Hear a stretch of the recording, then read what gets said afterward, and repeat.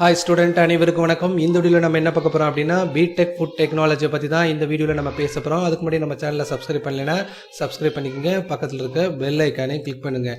சரி வாங்க வீடியோக்குள்ளே போகலாம். நம்ம சேனலில் பார்த்துட்டிங்கன்னா கேரியர் கைடன்ஸ் சம்மந்தமான நிறையா வீடியோஸை நம்ம அப்டேட் பண்ணிக்கிட்டே இருக்கோம். ஸோ தொடர்ந்து நம்ம சேனலை வாட்ச் பண்ணுங்கள், உங்களுக்கு தேவையான எல்லா அப்டேட்ஸும் உங்களுக்கு கிடைக்கும்.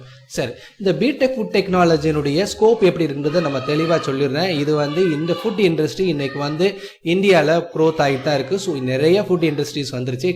அதனால இந்த கோர்ஸுக்கு ஜாப் இல்லைன்னு சொல்லவே முடியாது, நிறைய ஜாப் ஆப்பர்ச்சுனிட்டிஸ் இருக்கு.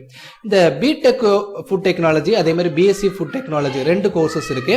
இந்த BSc ஃபுட் டெக்னாலஜி அப்படின்றது ஒரு சயின்ஸ் கோர்ஸ், இது 3 இயர்ஸ் தான். பட் B.Tech ஃபுட் டெக்னாலஜி அப்படின்றது 4 இயர்ஸ் கோர்ஸ். ஓகே சார், எது படிச்சா உங்களுக்கு பெட்டரா இருக்கும் அப்படின்னு நினைக்கிறீங்க அப்படின்னா B.Tech ஃபுட் டெக்னாலஜி என்னைக்குமே கொஞ்சம் பெட்டராக இருக்கும். ஏன்னா அது டெக்னாலஜி 4 இயர்ஸ் கோர்ஸும் ப்ளஸ் இன்ஜினியரிங் கூட, அதனால் கொஞ்சம் உங்களுக்கு ஆப்பர்ச்சுனிட்டிஸ் நல்லாவே இருக்கும். ஓகே சார், இதுக்கு எலிஜிபிலிட்டி என்ன அப்படின்னு நீங்கள் கேட்கலாம். ஸோ எலிஜிபிலிட்டியை பொறுத்த வரைக்கும் ஃபிசிக்ஸ், கெமிஸ்ட்ரி அண்டு மேக்ஸ் கண்டிப்பாக இருக்கணும் இன்ஜினியரிங் கோர்சஸ் அப்படின்றதுனால. பட் சயின்ஸ் கோர்சஸை பொறுத்த வரைக்கும் ஃபிசிக்ஸ், கெமிஸ்ட்ரி, பயாலஜி இருந்தால் கூட பண்ணலாம். ஆனால் நீங்கள் வெட்டினரி வைஸாக வெட்டினரி காலேஜ் மூலமாகவும் இந்த ஃபுட் டெக்னாலஜி போகலாம். அங்கே போனீங்க அப்படின்னா கண்டிப்பாக 4 கோர்சஸுமே இருக்கணும். Physics, chemistry, maths and biology இருக்கணும், அப்போ தான் அப்ளை பண்ண முடியும். ஓகே சார், இதனுடைய கவுன்சிலிங் எந்த கவுன்சிலிங் போகலாம் அப்படின்றத நம்ம பார்த்துருவோம். 3 கவுன்சிலிங் நீங்கள் அட்டன் பண்ணலாம். அதாவது இன்ஜினியரிங் கவுன்சிலிங் மூலமாகவும் இந்த ஃபுட் டெக்னாலஜி கோர்சஸை எடுக்கலாம்.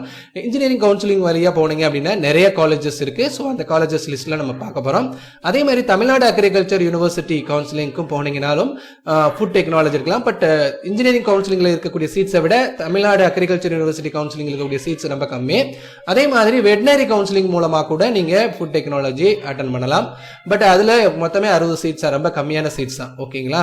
ஸோ ஓகே, இந்த 3லுமே நீங்க பார்ட்டிசிபேட் பண்ணி உங்களுக்கு எந்த காலேஜஸ் சூட்டபிளா கிடைக்குதோ அதை நீங்க எடுத்துக்கலாம். ஓகே, கோர்ஸ் வைஸா பார்த்துட்டீங்க அப்படின்னா அவ்வளோ பெரிய டிஃபரன்ஸ் எல்லாம் இருக்காது. கொஞ்சம் அக்ரிகல்ச்சர் மூலமா போகிறதுல பார்த்துட்டீங்கன்னா பிளான்ட் ஓரியன்டான கொஞ்சம் அடிஷனல் கோர்சஸ் இருக்கும். அதே மாதிரி வெட்டினரி வைஸா போனீங்கன்னா அனிமல்ஸ் சம்பந்தமா கொஞ்சம் அடிஷனலா இருக்கும்.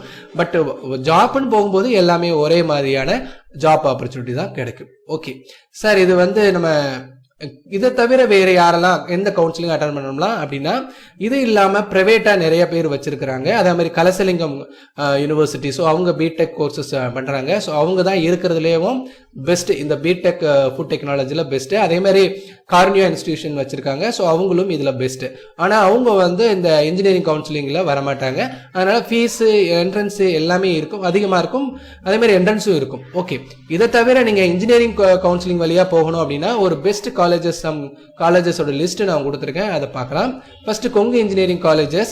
நீங்க இன்ஜினியரிங் கவுன்சிலிங் வழியா போகிறதா இருந்தால் இது ஒரு பெஸ்ட் காலேஜ். அடுத்து Bannari Amman institute of technology Sathyamangalam, இது அதுக்கடுத்து இருக்கக்கூடிய college. Rajalakshmi engineering college Chennai. அடுத்து மகேந்திரா இன்ஜினியரிங் காலேஜ் நாமக்கல். இதெல்லாம் அந்த ரேங்கிங் ஆர்டர்ல நான் கொடுத்துருக்கிறேன்.